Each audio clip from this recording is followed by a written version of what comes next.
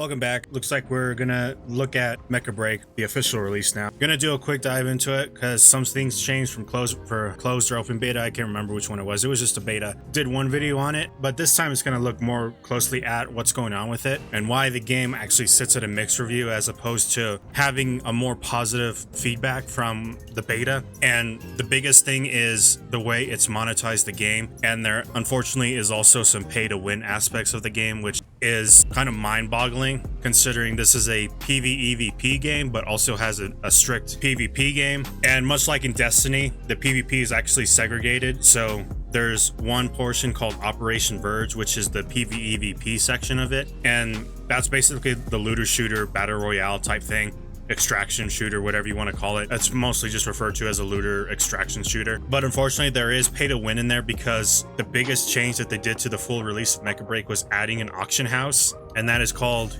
the Matrix Marketplace. The game came out yesterday and you can already buy the mod boxes here, and the mod boxes include all types of mods that you can use to modify the stats of your mech and your weapons, make them stronger, make them more agile, make them more mobile, just whatever you want. That's what these things offer. But these mod boxes can be found in Operation Verge as just loot from killing enemies and destroying bases and whatnot, and you get these, extract with them so long as you stay alive, and you'll be able to see these pop up in your inventory after a game. But here it looks like you can actually directly buy them up front with Corite, which is the game's premium currency. Right now you can buy a purple mod box for 20 Corite. If you look at the conversion rate, it's basically 100 Corite equals $1, and then of course you get the bonuses as you start going up. The other thing too is they also increased some of the prices as well. So if you go back to the pilot, and another thing that kind of sucks too is we did our progress didn't carry over. We were under the impression, a lot of us were under the impression, that we were going to be able to carry over our character progression because it capped at level 10. It looks like none of that happened. They also switched up some of the visuals and customization aspects of the pilot. So here's the biggest change and the most obvious change. So right here, Superb Athlete. This is a skin that you can get. This was available to get in the closed beta. It was not available up front. You couldn't unlock it through playing events or anything like that. You actually had to buy into it.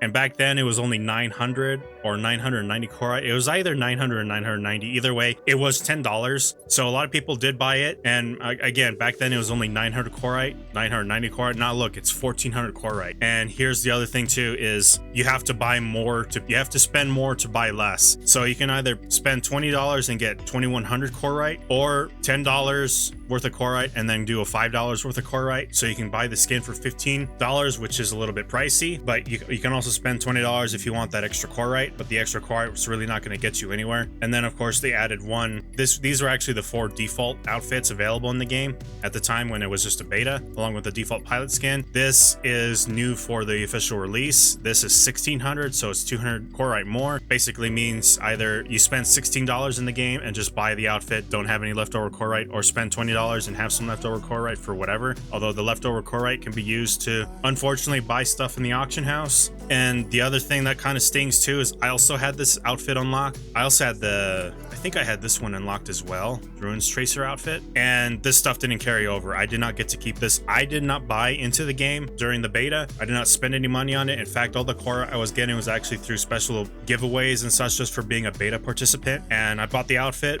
and I was actually I wasn't pleasantly surprised. I was very surprised that I did not get to keep the outfit, considering it's a premium outfit. Another thing too is they even got rid of the hairstyle too. I had a pretty nice little hairstyle that you had to unlock through, I think it was with mission tokens or Matrix credits. I think it was with Matrix credits. I can't remember, but it was not a premium hairstyle, but now it is. So you exit out, go back into Matrix Marketplace, go down to styles, and look at this. There's the hair that I had. It was a pigtails. I'm a sucker for women with pigtails. I love pigtails.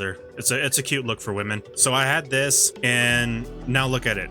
I think the only way I can get it is through this marketplace because it's not available to get up front. So if I want to edit my pilot, I think it's style. Yep. You go to hair, and look at that. That hairstyle is not an available option.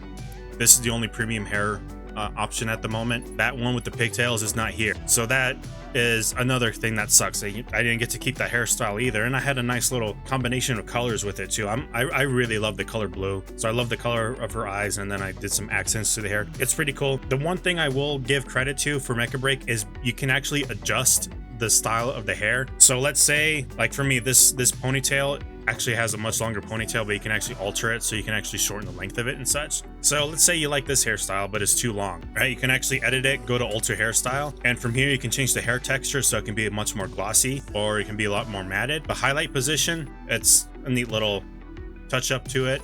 And then here the big changes, the hair length. So this one right here will adjust the bangs on this hairstyle. So you can either make it shorter or longer. And then hair length 2 is actually for the other portion of the bangs, so the side portion of the hair. I don't know if this is all part of the same style, or not same style, but for the bangs, it looks like you can adjust both sides of it. So that's pretty cool. And then of course the full length of the hair, you can make it longer, you can make it shorter. So that's pretty cool. So it just sucks that they removed that hairstyle. And then let's see, you go here and edit the hairstyle. So I actually changed the length of the bangs. They adjust both together. I wish these kind of adjusted individually, but it is what it is. It's still a good looking set of bangs with the ponytail, and then of course the actual ponytail length itself.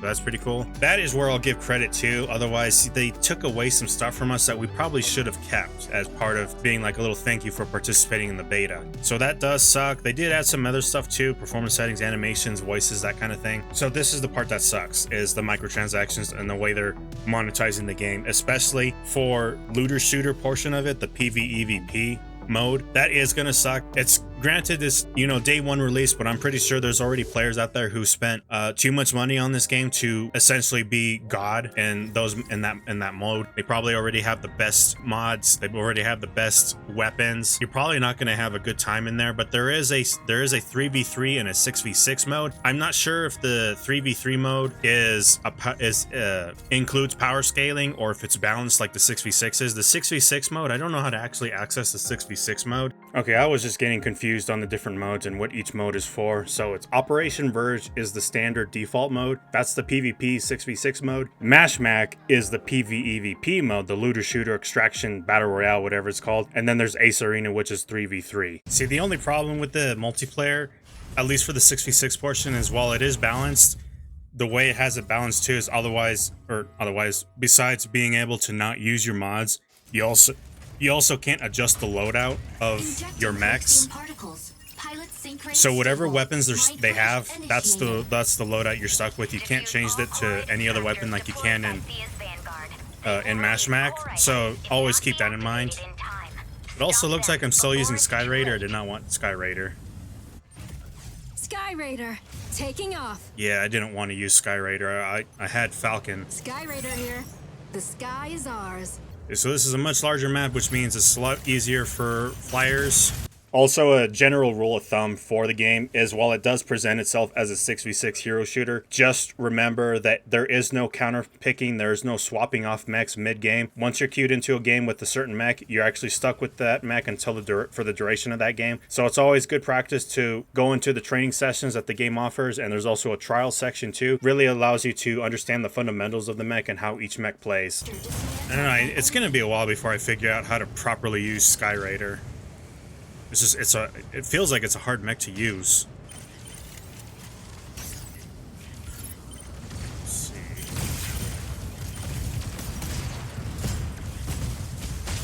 Okay, so I think that alternate fire releases like a slow type of AoE effect. There's a sniper now, Narukami.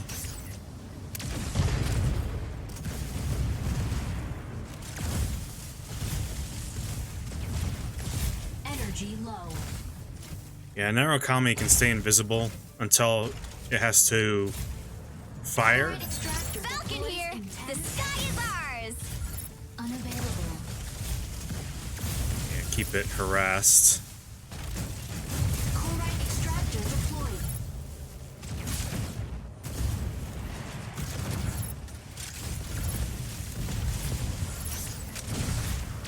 Yeah, it's using a decoy. That's the one. Okay, so the sniper's out for a few seconds.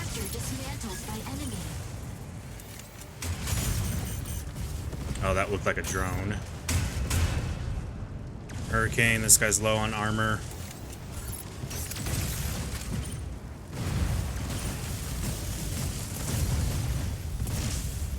Okay, so the first ability, the one, that is a slow effect.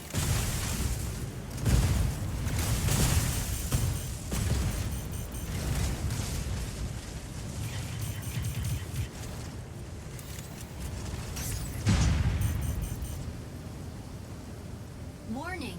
Have it charged.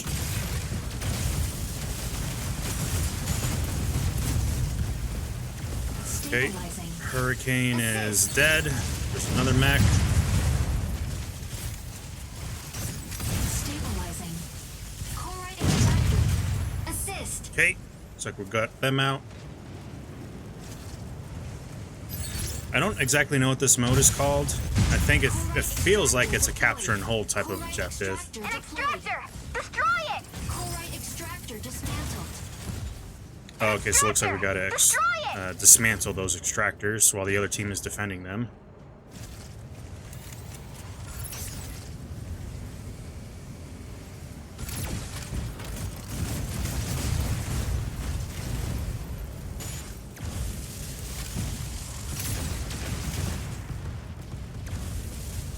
I don't know, it feels like Skyraider should probably do a little bit more damage. Assist.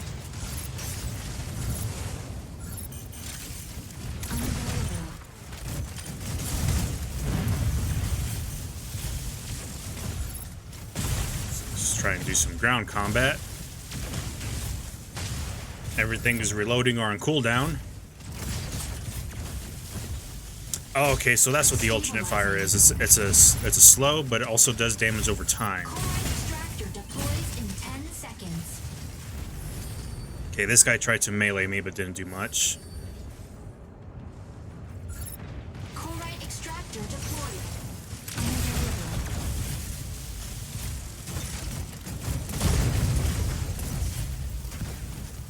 Stabilizing. Yeah, that's a damage over time effect. Weapon not.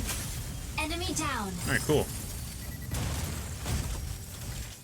Alright, seem to be doing a lot better this time around. I don't think Skyraider will be a main mech of mine. It's a really hard mech to use. Chloride extractor dismantled by enemy. Unavailable.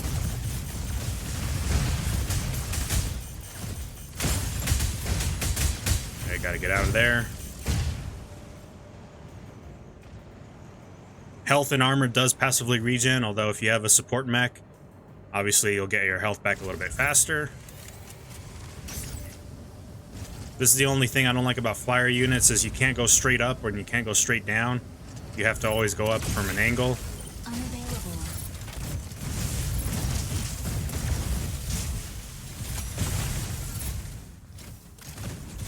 Chloride extractor deploys in 10 seconds.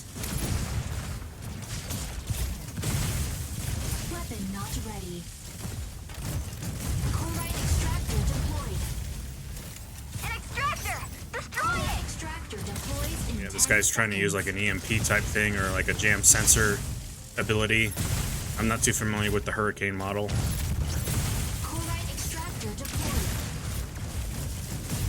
Fire from left. Alright, just get out of there for a minute. I'm almost dead.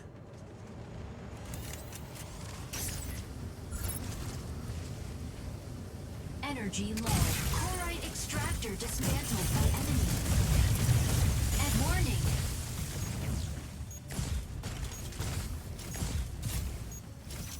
Insufficient warning. Oh, that's why I have no energy. Chloride extractor dismantled.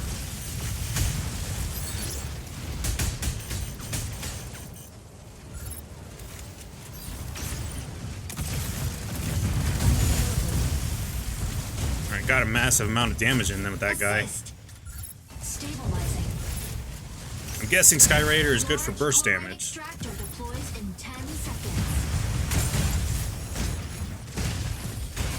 Assist. Large chloride Do I gotta do anything here? Dismantling Corite extractor. Large stratum shatterer dismantled. I need to play the objective so I actually know how to play these game modes.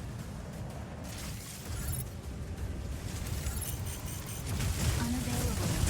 Assist. Alright, the Falcon got obliterated.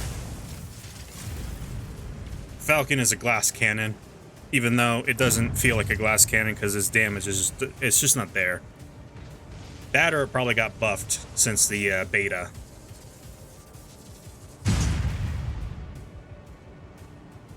So it looks like we just gotta, I guess both teams are trying to dismantle the extractors before the other team does? Is that how it works? So that one's almost there.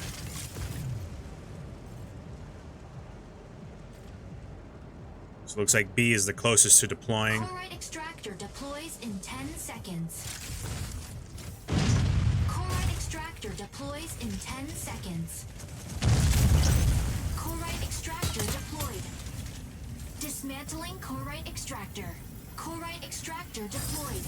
Okay, so not one team is defending. It's just both teams are trying to dismantle as many extractors as they can. So that's how this works. Okay, I figured one team was always defending.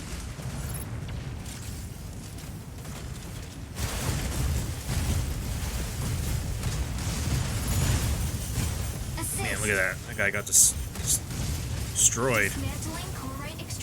That's the only downside to tanks that can go into a turret form is, you know, they're completely stationary and completely vulnerable, especially when you're getting close.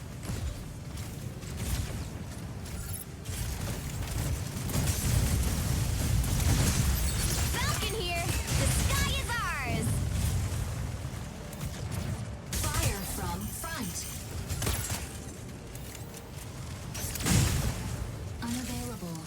Corite extractor Okay, deployed. so the missiles are only available when I'm In 180 in seconds. flyer configuration. Corite extractor deployed. For a little bit of cover.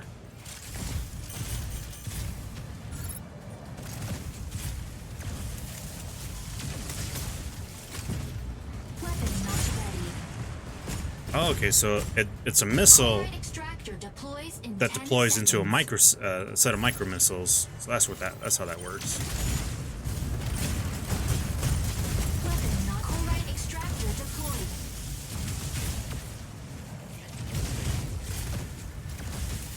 Stabilizing.